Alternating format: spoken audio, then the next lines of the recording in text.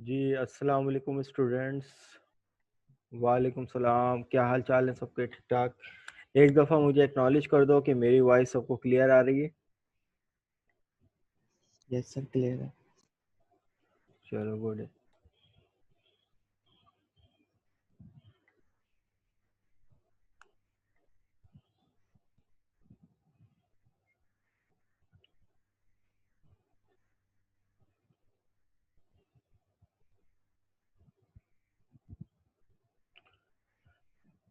अच्छा students, lab number 7 आप लोगों से शेयर कर ली थी। कोई बता सकता है क्या था टॉपिक लैब नंबर 7 का?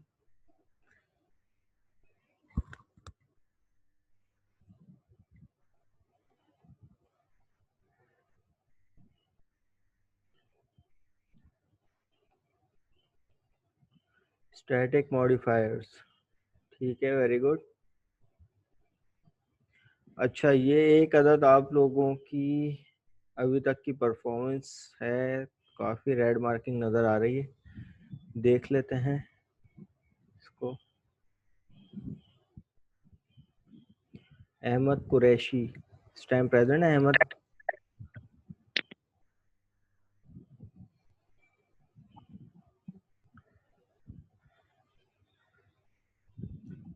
और बाबर काशिफ। मैं सो रहा हूँ। अच्छा जी, हमजा जाहिद।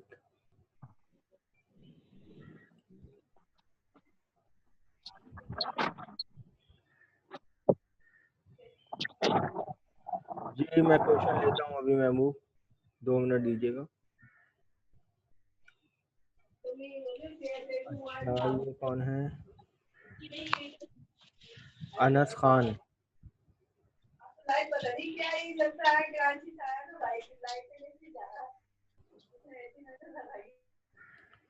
अनस खान के बाद हैं मोहम्मद आदिल राव,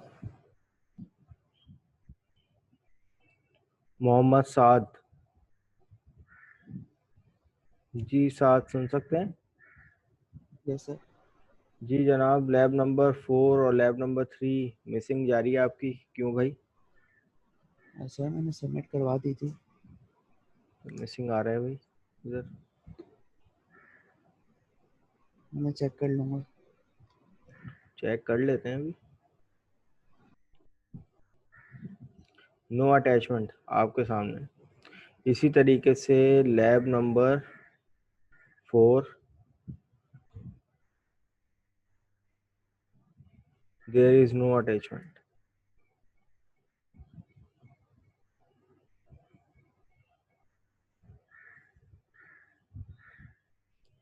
अच्छा भाई, उसामा अहमद। सर ये मैं बाय मिस्टेक 2 अकाउंट से अपने ऐड हुआ हूँ।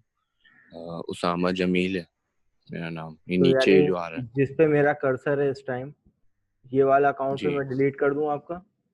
जी सर। चलो ठीक है, मुझे आप बता दो ये वाला। ठीक है, यस सर। इसको मैं रिमूव ओके करने लगा हूँ। Okay sir.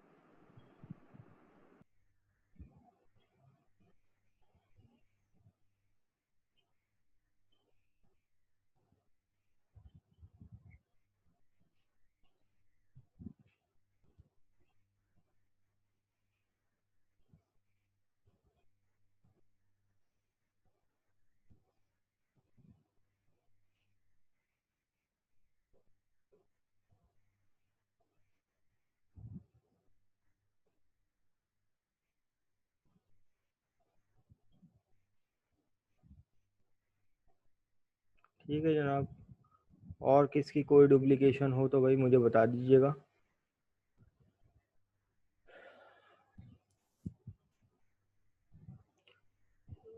जूबिया खान, बल्कि इससे पहले ये भी लोग हैं। शाहरुख खान, शाहरुख। और एक है रज़ा, रज़ा खान। जिनका नाम आ रहा है, अगर वो ऑनलाइन हैं तो काइंडली एक्नॉलेज करें मुझे।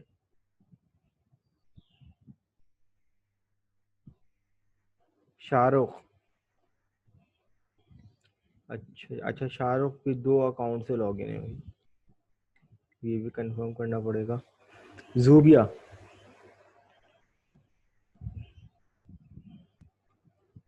ये भी नॉट अवेलेबल है अभी।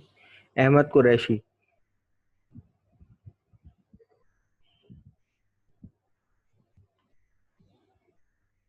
मोहम्मद साद हो गए थे, और उसके बाद मोहम्मद उजैर,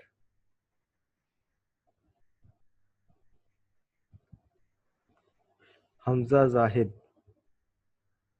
यस सर। हमजा, आपकी लैब नंबर 3 मिसिंग जा रही है। मिसिंग है सर? जी आपके सामने है, देख लेते हैं।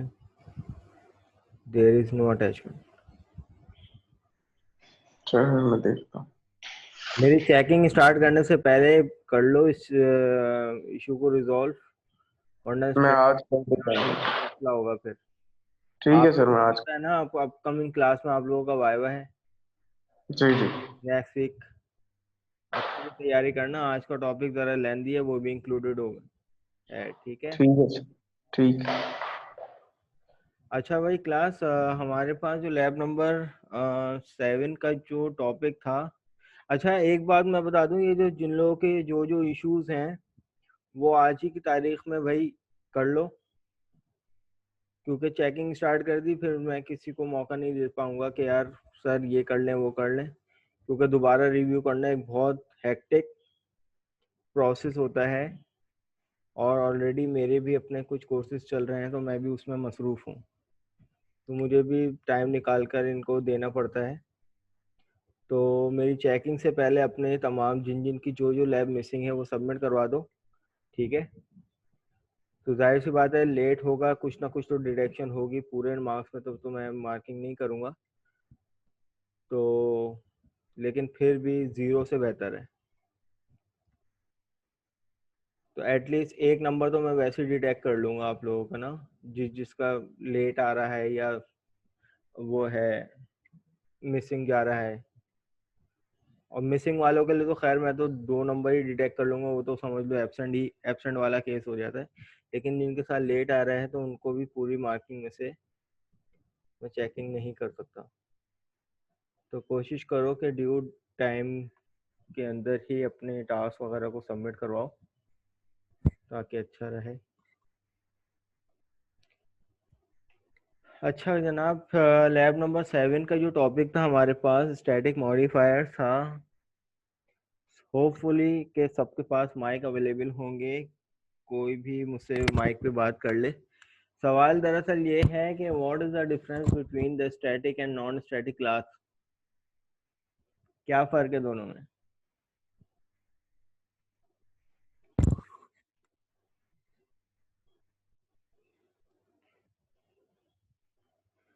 जी जनाब, एनीवन? अच्छा महबूब, आप पहले क्वेश्चन कर लें अपना, आपका कोई क्वेश्चन था? सर हम पैरामीटराइज कंस्ट्रक्टर के अंदर इफ एल्स यूज कर सकते हैं, और गेट सेट की प्रॉपर्टी भी एट अ टाइम उसी कंस्ट्रक्टर में यूज कर सकते हैं। प्राइवेट मेंबर हैं जैसे प्राइवेट इंटीजर कार, कर सकते हैं, क्यों नहीं कर सकते।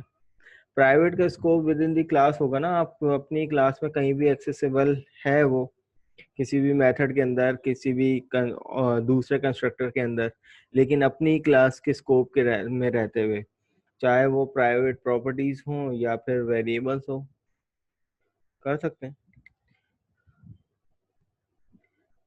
सर मेन से वैल्यू पास हो सकती है, नहीं प्राइवेट में नहीं हो सकती, उसके लिए आपको गेटर सेटर लगाना पड़ेगा। इनकैप्सुलेशन का प्रोसेस होता है ऐसे के लिए, कि अगर आपने फील्ड क्लास के अंदर जो एट्रीब्यूट हैं, अगर आप उसको प्राइवेट करना चाह रहे हो, सही है, तो क्या होता है, और उसको अगर हमें मेन से एक्सेस करना हो, मेन से वैल्यू उठा के देनी हो, तो हम लोग वहाँ पर इनकैप्सुलेशन का कॉन्सेप्ट यूज करते हैं, by using property method, by using one property method and simple method, and also by using constructor। तो ये 3 तरीके होते हैं हमारे पास। प्रॉपर्टी मेथड में बेसिकली गेट सेट को कह रहा हूँ, ठीक है। एक होता है गेटर मेथड और एक होता है सेटर मेथड।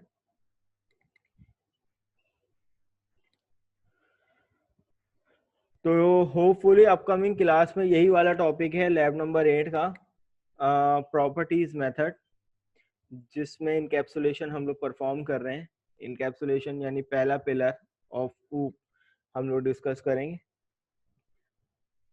तो उसमें देख लीजिएगा। मैं शेड्यूल कर दूंगा इसी वीक के अंदर, मतलब मंडे तक के इंशाल्लाह शेड्यूल है। और कोई क्वेश्चन है किसी का? चलो अब मेरे क्वेश्चन का जवाब दो भाई। What is the difference between static and non static class?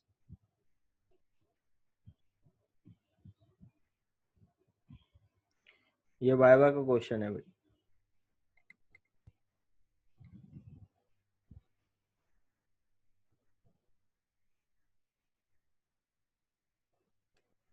Viva basically आप लोगों का ऐसे होगा कि सबके सामने नहीं होगा, वेटिंग रूम जनरेट करूंगा और एक एक करके अलाउ करूंगा हर स्टूडेंट को, एक एक करके आए वाइवा दे और फिर उस मीटिंग को लीव कर दे। पहले हम लोग अपना टॉपिक लेंगे, आखिर के 1 घंटे में हम लोग वाइवा कंडक्ट करेंगे। वाइवा में मैक्सिमम 3 सवाल होंगे, 2.5 नंबर का वाइवा होगा और वो 2.5 नंबर लैब नंबर 1 से लेकर लैब नंबर 8 तक के सब लैब में इम्प्लीमेंट हो जाएंगे। जितने भी आपने वाइवा में नंबर लिए सबके एक जैसे मार्क्स। ऐसा नहीं है कि वाइवा लैब नंबर 1 से हुआ है, 2 से हुआ है, 3 से हुआ है।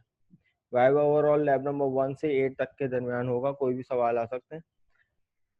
वो उसकी मार्किंग इम्प्लीमेंट आपकी लैब नंबर 1 से लेकर यानी 20 मार्क्स में से हो जाएगी और 2.5 का टास्क होंगे, तो अगर 8 से मल्टीप्लाई करेंगे तो 20 मार्क्स हो, तो 40 नंबर आप लोगों के ऐसे सेट हो जाएंगे।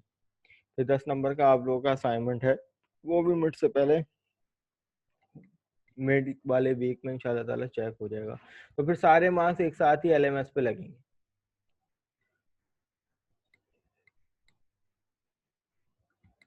अच्छा, कोई ऐसा बंदा जिसने अभी तक के लैब नंबर 7 ना देखी हो भाई, बता दो, क्योंकि जवाब तो आ ही नहीं रहा कहीं से।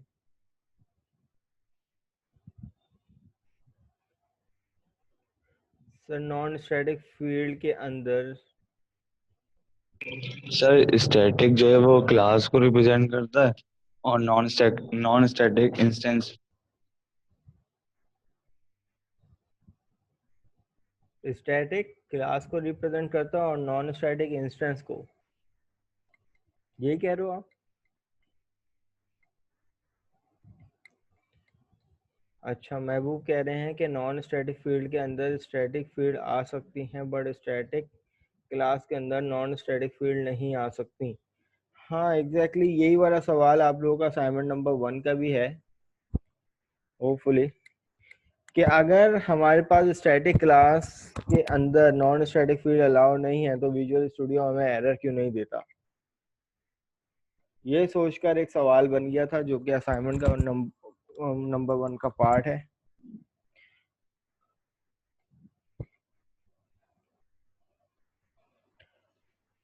बिल्कुल सही फरमाया कि भाई अगर हम लोग बात करते हैं स्टैटिक क्लास की, तो स्टैटिक क्लास वो क्लास होती है जिसको इंस्टेंशिएट नहीं कर सकते, जिसका ऑब्जेक्ट क्रिएट नहीं होता, पहली बात। और अगर किसी भी स्टैटिक क्लास के अंदर कोई फील्ड नॉन स्टैटिक हो गई तो नॉन स्टैटिक को हमेशा ऑब्जेक्ट की ज़रूरत पड़ती है और स्टैटिक क्लास का ऑब्जेक्ट बन ही नहीं सकता, तो दिस इज नॉट एक्सेसिबल। सही है। ज़रूरी नहीं है हर बात का जवाब हो, उसका कोई ना कोई सॉल्यूशन ही हो। कुछ बातों का जवाब एरर भी होता है। ग्रेजुएट के स्टूडेंट हैं, ग्रेजुएशन लेवल पे हैं, इंटरमीडिएट और स्कूल लेवल पे नहीं है कि हर चीज़ का कोई ना कोई सॉल्यूशन ही हो, ठीक है। अब इसी तरीके से कोई एग्जाम्पल दे सकता है किसी भी 2 प्री डिफाइंड स्टैटिक मेथड की, जो सी शार्प में प्री डिफाइंड स्टैटिक मेथड्स होते हैं। कोई भी बंदा एग्जाम्पल दे दे उनकी, कौन कौन से होते हैं। ये भी वाइवा का क्वेश्चन है।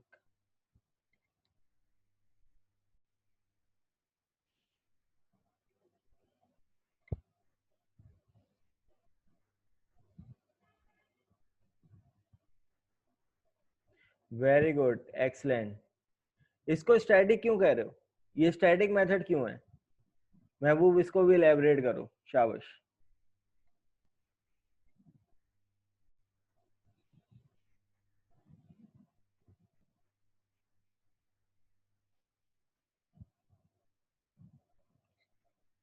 नहीं नहीं नहीं, नहीं, ये रीजन नहीं है स्टैटिक होने का। मुझे पता है ये तो प्री डिफाइन है, ठीक है, दुनिया मानती है, लेकिन दुनिया को ये भी तो बताओ कि ये स्टैटिक मेथड क्यों है। मैं इनको नॉन स्टैटिक क्यों नहीं कह रहा?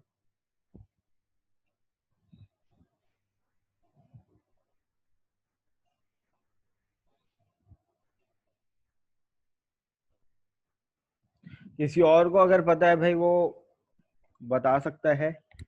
महबूब कह रहे हैं मैट डॉट पाओ के नाम से जो एक सब वो है मेथड है, मैट डॉट स्क्वायर रूट के नाम से मेथड है, ये स्टैटिक है। तो स्टैटिक हैं तो क्यों हैं, कैसे पहचाना कि ये स्टैटिक है? अच्छा, साद खान कह रहे हैं सर स्टैटिक क्लास बिलोंग करता है क्लास से। ठीक है, समझ गया हूँ तुम्हारा जवाब, लेकिन तुमने प्रॉपर नहीं बताया, तुमने स्टैटिक क्लास का नाम गलत ले लिया। स्टैटिक मेथड बिलोंग करता है उसकी क्लास के नाम से, ठीक है। ये स्टैटिक इसलिए है मैट डॉट पाओ मैट डॉट स्क्वायर रूट कि ये डायरेक्ट क्लास के नाम से कॉल हो रहा है, क्लास के ऑब्जेक्ट के नाम से कॉल नहीं हो रहा। वो मेथड जो किसी भी क्लास के ऑब्जेक्ट से इन्वोक होता है वो नॉन स्टैटिक होता है। अब इसकी कोई एग्जांपल दे दो, कोई दो मेथड बता दो कौन कौन से। और एक मेथड अभी आज की उसमें भी इम्प्लीमेंट करेंगे एक्टिविटी में। और नॉन स्टैटिक बिलोंग करता है इंस्टेंस से। वेरी गुड साथ, बिल्कुल ठीक है।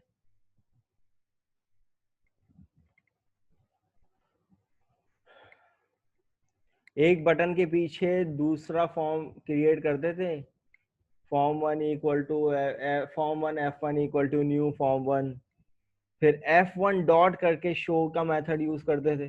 तो वो शो का मेथड बेसिकली क्या है, एक नॉन स्टैटिक मेथड है। स्टैटिक की एक और एग्जांपल है जो आप लोग प्रोग्रामिंग फंडामेंटल की पहली क्लास से इंप्लीमेंट करते आ रहे हो, कंसोल डॉट राइट लाइन।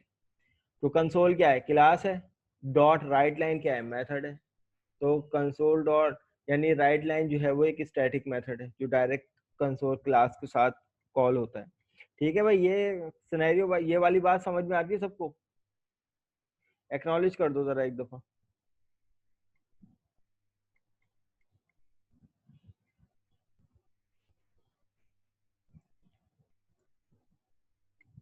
ठीक है, तो ऐसी फर्दर मोर है, इसी टाइप के जो है वो सवाल आप लोगों के वाइवा का पार्ट है।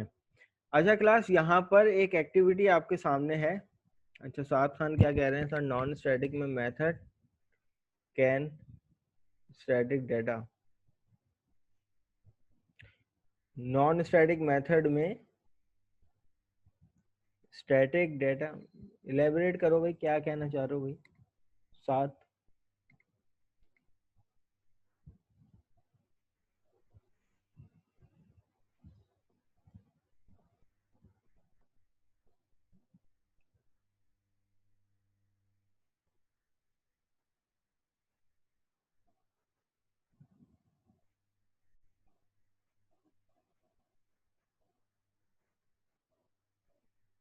अगले वीक इसी टाइम पे, आज ही के दिन।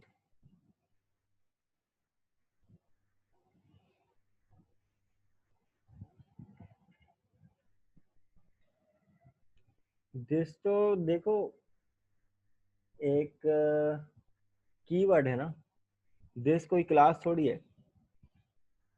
दिस एक कीवर्ड है जो अपनी ही क्लास के एट्रीब्यूट मेथड को एक्सेस करने के लिए हम लोग इस्तेमाल करते हैं उसी क्लास के अंदर।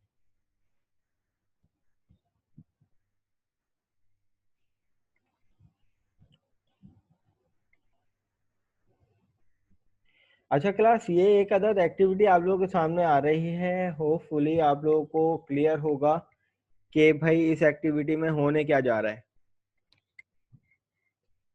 एक एम्प्लॉय डैशबोर्ड है जिससे एम्प्लॉय की एक डिटेल ली जा रही है। इस एम्प्लॉय का CNIC नंबर लिया जा रहा है, एम्प्लॉय का नेम, उसकी एज ली जा रही है और उसी एम्प्लॉय की एक इमेज ली जा रही है, ठीक है। और यहाँ पर एक बटन है ब्राउज का। ब्राउज का बटन से भी सबको पता है कि एक फाइल डायलॉग खुलता है और फाइल डायलॉग से हम किसी भी इमेज को पिक करेंगे और वो इमेज यहाँ पे आके अटैच हो जाएगी। देन उसके बाद डाटा को इंसर्ट करेंगे और डाटा जो है वो गालिबन किसी न किसी डेटाबेस में जाके घुसेगा और इसी तरीके से वो डाटा जो है वो यहाँ पर रिट्रीव होगा और यहाँ से डबल क्लिक करके उस डाटा को डेटाबेस से वापस रिट्रीव करेंगे। रिट्रीव करने के बाद कुछ चेंजेस करनी हो, इमेज चेंज करनी हो या एज चेंज करनी हो तो उसके लिए अपडेट का बटन होगा। देन उसके बाद किसी भी रिकॉर्ड को सेलेक्ट करने के बाद डिलीट कर दें तो वो रिकॉर्ड डिलीट हो जाएगा। रीसेट का बटन इसलिए है कि भाई वैल्यूज को क्लियर करने के लिए, चाहे वैल्यू इंसर्ट करने के बाद जो यहाँ पे जो डाटा इंसर्ट किया वो क्लियर हो जाए और इसी तरीके से अपडेट करने के बाद, इसी तरीके से डिलीट करने के बाद। तो इस एक्टिविटी को एक दफ़ा हम लोग इम्प्लीमेंट कर लेते हैं कि गालिबन एक अदर डेटाबेस बना हुआ है, ठीक है, इस एप्लीकेशन का, और इस एप्लीकेशन को एक दफ़ा रन कर लेते हैं। इसके कंस्ट्रक्टर में शो का मेथड कॉल हुआ है जो कि डेटाबेस से डाटा आपको रिट्रीव करके लाके देगा। इसमें देख लेते हैं क्या कहानी हो रही है इसमें। ये देखें क्लास आपके सामने है, पहले से कुछ रिकॉर्ड मौजूद है डेटाबेस के अंदर। इसका डेटाबेस भी मैं आप लोगों को दिखा देता हूँ। इसका एक अदर डेटाबेस ये है और इसके अंदर एक अदर टेबल ये है और टेबल के अंदर कुछ अदर रिकॉर्ड हैं और वो रिकॉर्ड गालिबन ये हैं। आप यहाँ पर अगर देखोगे कि यहाँ पर देखो सिर्फ आईडी नंबर 1 और 3 का रिकॉर्ड मेंशन है, मुजम्मिल खान और सारा, एज 23-20। अब ये पिक्चर जो जा रही है यहाँ पे क्या सबको नजर आ रहा है? ये किस फॉर्मेट में है डेटाबेस में? बाइनरी फॉर्मेट में, यानी बाइट फॉर्मेट कहलाता है। सही है। पिक्चर जो यहाँ से जा रही है, आप यहाँ पे देखो, ये जो डेटाबेस है ये ग्रिड व्यू, ये फ्रंट एंड है। फ्रंट एंड पे तो इमेज की फॉर्म में दिख रहा है, लेकिन जो डेटाबेस में ये जो पिक्चर जा रही है मुजम्मिल और सारा की, ये in the form of bite जा रही है जो कि बाइनरी डाटा होता है। सही है।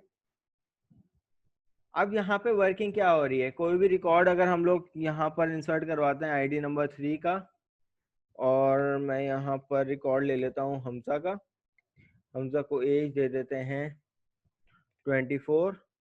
ब्राउज करके हमजा की इमेज जो है वो सेलेक्ट कर लेते हैं, ये आ गई हमजा की इमेज। देन उसके बाद यहाँ पर इंसर्शन करवा दें। अच्छा, यहाँ पर क्या कह रहा है, अनहैंडल एक्सेप्शन। अच्छा, डुप्लीकेट वैल्यू है, हाँ सॉरी, यहाँ पर वैल्यू मुझे 3 नहीं करनी, 2 करनी है, प्राइमरी की का एरर। रिकॉर्ड इंसर्टेड, तो अब यहाँ पर आप देखो ये फील्ड क्लियर हो गई क्योंकि CNIC में प्राइमरी की लगा हुआ है और प्राइमरी की अपने कॉलम में बाय डिफॉल्ट असेंडिंग ऑर्डर में अरेंज करता है। तो यहाँ पर देखो हमजा की आईडी नंबर 2 दी थी, हमजा का नाम, एज 24 दी थी और ये डाटा ग्रेड व्यू पे क्या आ रही है, पिक्चर आ रही है। सही है। किसी भी रिकॉर्ड पे डबल क्लिक करेंगे तो यहाँ पर देखो ये रिकॉर्ड आ रहा है, इस पे डबल क्लिक करो या इस पे डबल क्लिक करो। इसमें मॉडिफिकेशन करनी है, सारा खान करना है, और इसी तरीके से ब्राउज करके हम कोई और इमेज ले लेते हैं, हम इनकी ये वाली इमेज ले लेते हैं और मैं गालिबन इसको यहाँ पर अपडेट कर देता हूँ। तो यहाँ पर देखिए ये हो गया अपडेट और ये तमाम फील्ड क्लियर हो गई। फिर इसी तरीके से किसी भी रिकॉर्ड को अगर हम सेलेक्ट करते हैं और यहाँ पर रीसेट का बटन प्रेस करते हैं तो रीसेट से तमाम वैल्यू क्लियर हो जाएंगी। फिर वापस सेलेक्ट करते हैं, किसी भी रिकॉर्ड को डिलीट करते हैं तो ये गालिबन डिलीट हो जाएगा रिकॉर्ड और हमारे डेटाबेस से भी रिमूव हो जाएगा। तो यहाँ पर वापस अपने डाटा को देख लेते हैं तो 1 और 2 ये हमजा और मुजम्मिल का ही डाटा है, सारा खान का रिकॉर्ड डिलीट हो गया। यहाँ तक के मुझे एक्नॉलेज कर दो कि ऑब्जेक्टिव समझ में आया कि काम क्या हो रहा है।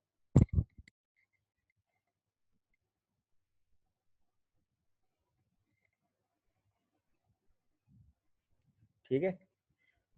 लेकिन क्लास ये वर्किंग जितनी देखने में शॉर्ट लग रही है, इसकी बैक एंड वर्किंग उतनी ही ज्यादा लेंदी है। लेंदी क्या, बेसिकली लॉजिकल है, तो उस पर गौर फिक्र करने की ज़रूरत है।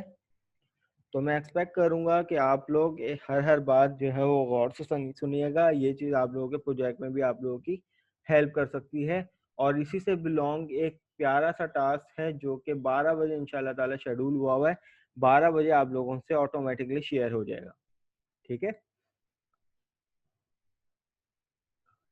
तो अब इसी एप्लीकेशन को नए सिरे से हम लोग क्रिएट करेंगे। तो मैं यहाँ से इस एप्लीकेशन को क्लोज करता हूँ, विजुअल स्टूडियो को भी क्लोज करता हूँ। जी हाँ, टास्क इतना लेंदी नहीं होगा। मेरा टास्क जो अभी पढ़ाने वाला है वो जरा लेंदी है। सही, अगली क्लास से पहले पहले सबमिट करवाना है साथ साथ।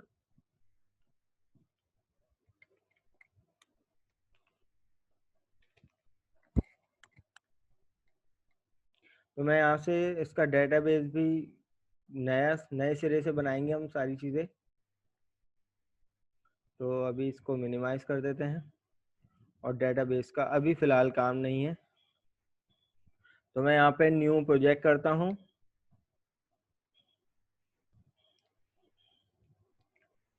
इसको नाम दे देते हैं lab_7 105014 विंडोज फॉर्म।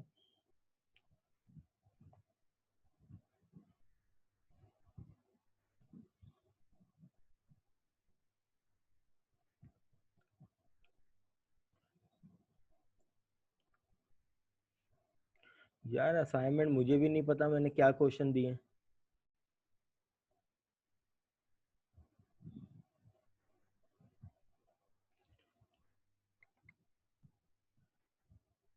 अच्छा जी, तो यहाँ पर जी 7 कुछ कह रहे हैं।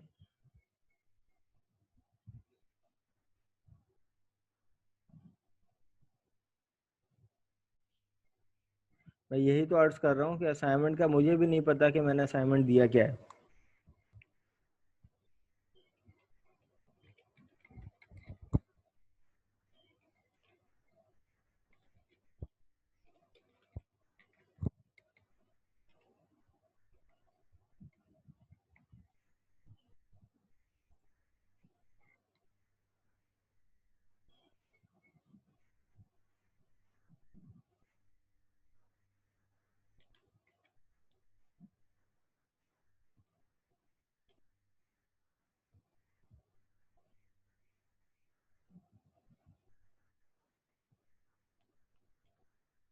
चलो देख लेंगे जैसा पॉसिबल होगा।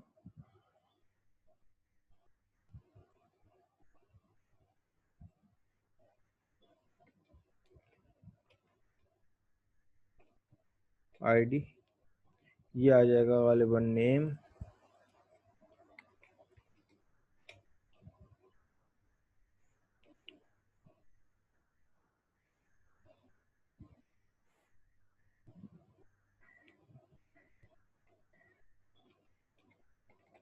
ये आ जाएगा एज और गालिबन ये आ जाएगा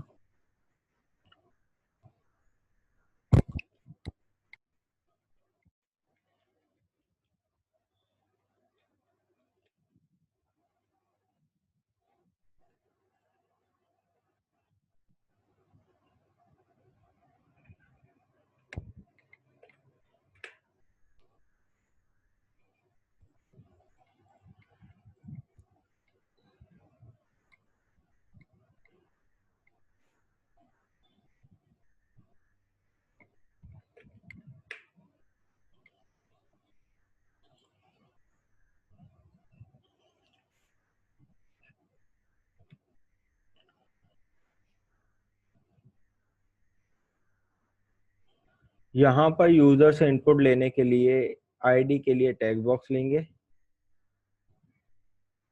इसी को कॉपी कर लेंगे, इसके लिए भी टेक्स्ट बॉक्स लेंगे। एज यूजर से इनपुट लेने के लिए एक नया कंट्रोल है हमारे पास जिसका नाम है न्यूमेरिक अप डाउन। हम यहाँ पर न्यूमेरिक अप डाउन का कंट्रोल ले लेंगे। और इसी तरीके से पिक्चर यूजर से इनपुट लेने के लिए पिक्चर बॉक्स का एक कंट्रोल आता है, उस पिक्चर बॉक्स के कंट्रोल को यहाँ पर यूज कर लेंगे। ठीक है, और कुछ बटन्स अटैच कर लेते हैं।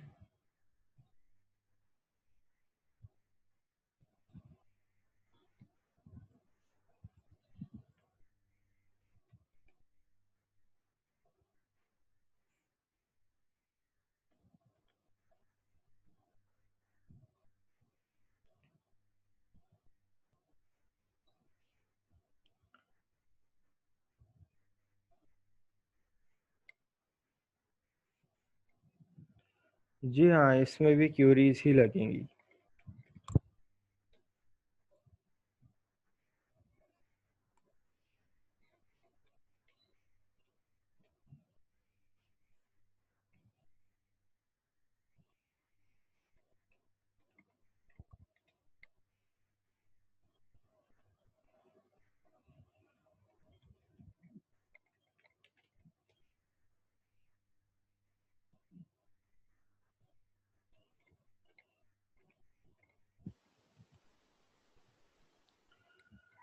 Hello sir.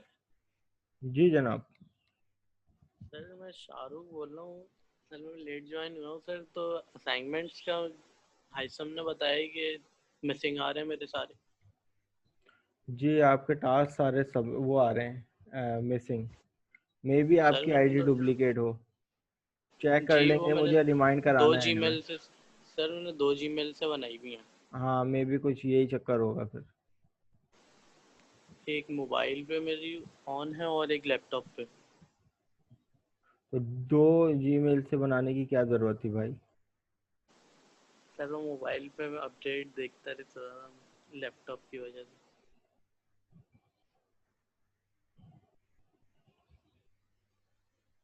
तो कोई इशू तो नहीं है ना सर? है इशू है, गलतफहमी हो सकती है ना। ये है कि एक को अपने पास रिमूव कर लो या मुझे बता देना, मैं एक आईडी को आपकी रिमूव कर दूंगा जिससे आपने कोई भी सबमिशन नहीं करवाई ना। जी ऐसा हरगिज नहीं करना कि आधी सबमिशन उसमें है आधी सबमिशन उसमें है। चेक जी एंड बैलेंस सर, ये तो मसला पता है। होगा, शीट में गड़बड़ हो जाएगी, फिर मार्किंग डिस्टर्ब हो जाएगी। Okay sir. अच्छा क्लास, अब यहाँ पर देखते हैं। अच्छा एक कंट्रोल हमारे पास और रह गया डाटा ग्रिड व्यू का, जहाँ पे हम अपना डाटा स्टोर कराएंगे। डाटा के सेक्शन में जाकर ये आ गया हमारे पास गालिबन एक अदद डाटा ग्रिड व्यू।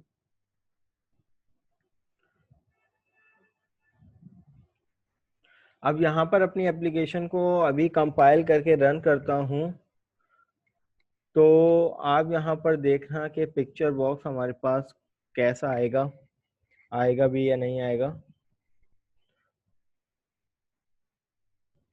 ठीक है, तो यहाँ पर कोई विजिबिलिटी नहीं है पिक्चर बॉक्स की। ऐसा लग रहा है कि भाई ब्लैंक स्पेस है, कोई कंट्रोल देना भूल गए। तो भाई हम चाह रहे हैं कि भाई पिक्चर बॉक्स थोड़ा विजिबल हो जाए ताकि नज़र आए हाँ भाई यहाँ पर एक अदद पिक्चर बॉक्स है। तो आप पिक्चर बॉक्स को गालिबन यहाँ पर सेलेक्ट करोगे और यहाँ पर पहली प्रॉपर्टी यूज होगी बॉर्डर स्टाइल।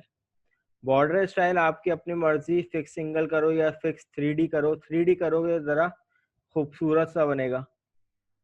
ठीक है, और जब अपनी एप्लीकेशन को रन करते हैं तो यहाँ पे नज़र आ रहा है हाँ भाई ये एक पिक्चर बॉक्स है, ये 3D स्टाइल में। या अगर आप फिक्स सिंगल करोगे तो वो सिंपली एक सादा सा बॉक्स आएगा, जैसे सिर्फ ड्रॉ किया गया हो एक बॉक्स। तो ये इतना ज़्यादा खूबसूरत मुझे नहीं लग रहा पर्सनली। तो मैं यहाँ पे जो प्रॉपर्टी यूज़ करूँगा वो यूज़ करूँगा फिक्स 3D। तो ये काम हो गया पहला। दूसरी बात ये है कि मैं ये चाह रहा हूँ कि भाई मेरे पास जब तक कि कोई इमेज ना हो तो बाय डिफ़ॉल्ट एक इमेज हो। कौन सी? No image available. तो पिक्चर बॉक्स सेलेक्ट करूंगा, यहाँ पर मेरे पास प्रॉपर्टी है इमेजेस, इमेज की, जिसमें बाय डिफ़ॉल्ट क्या है? नन। तो इस पे क्लिक करने के बाद ये लोकल रिसोर्स पर जाकर मैंने पिक्चर एक सेव करवाई भी है। कौन सी? No image available. मैं यहाँ पर इसको ओपन करवाऊंगा, देन उसके बाद इसको ओके कर दूंगा। लेकिन क्लास आप यहाँ पे देखो ये पिक्चर सही से नहीं आ रही है, पिक्चर का साइज क्योंकि बड़ा है। हमें क्या करना है, इसको स्ट्रेच करके इसी पिक्चर बॉक्स में एडजस्ट करना है। तो तीसरी जो प्रॉपर्टी जो यूज हम लोग करने जा रहे हैं वो है हमारे पास साइज मोड के नाम से आती है। सही है, बिहेवियर में जाकर size mode by default normal set हुआ हुआ होता है, आप इसको जाकर स्ट्रेच इमेज कर लो। ठीक है, जैसी स्ट्रेच इमेज करोगे तो इमेज जो है वो पूरी पिक्चर बॉक्स में स्ट्रेच होके आपके पास आ जाएगी। यहाँ तक के बताओ किसको कोई चीज़ क्लियर ना हो। स्टेप बाय स्टेप चलेंगे, आप लोगों से एक्नॉलेजमेंट लेता जाऊंगा और बता दीजिएगा। जी हमजा जाहिद रेज हैंड किया है आपने, कोई सवाल है? गलती से हो गया, गलती से ओके हो ओके, गया। ठीक है भाई, यहाँ तक के तो क्लियर है। अब अपनी एप्लीकेशन को जब रन करके देखते हैं तो यहाँ पर हमारे पास एप्लीकेशन अभी इस तरीके से है।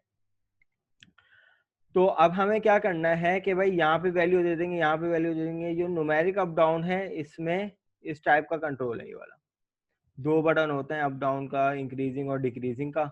इसमें आप लोग यूजर से इनपुट वैसे भी वैल्यू दे सकते हो, लेकिन ये वाला काम तो हमें आता है। अब हमें क्या करना है कि इस बटन के पीछे एक फाइल डायलॉग खुले और उस फाइल डायलॉग में हम पैटर्न कुछ स्पेसिफाई करेंगे। भाई वो वाली किस टाइप की फाइल जो है, ये ब्राउज बटन अपने पास सेलेक्ट करके इस पिक्चर बॉक्स में इमेजेस हमें क्या करनी है, अटैच करनी। सही है, ऑब्जेक्टिव क्या है गालिबन कि भाई इस बटन के पीछे सबसे पहले हमारा फाइल डायलॉग खुलना चाहिए। स्टेप बाय स्टेप चलेंगे। ये मीटिंग भी मेरे पास एंड होने वाली है, 1 मिनट की रह गई है क्लास। इस वाले सेशन के बाद मैं आप लोगों से, या आप लोगों को अगर ब्रेक लेना हो तो इस सेशन के बाद ले लें, क्योंकि इसके बाद मैं फिर कंटिन्यू करूँगा। तो 10-15 मिनट का जो ब्रेक होता है वो आप लोग इस सेशन के बाद ले लेना, तो फिर यहीं से कंटिन्यू करेंगे विद नो ब्रेक। फिर क्लास एंड कर देंगे बस ये टॉपिक जब हमारा क्लियर हो जाएगा, फिर अटेंडेंस लेके मैं फाइल वो क्लास जो है वो एंड कर दूंगा। हाँ इस पे आते हैं, नहीं आज इमेजेस पे खेलेंगे सिर्फ। ठीक है क्लास, ये मीटिंग एंड होने वाली है, इसको मैं यहाँ पे एंड कर रहा हूँ। आप लोग 15 मिनट का ब्रेक ले लेना, 9:25 पे आप लोग दोबारा ज्वाइन कर लेना।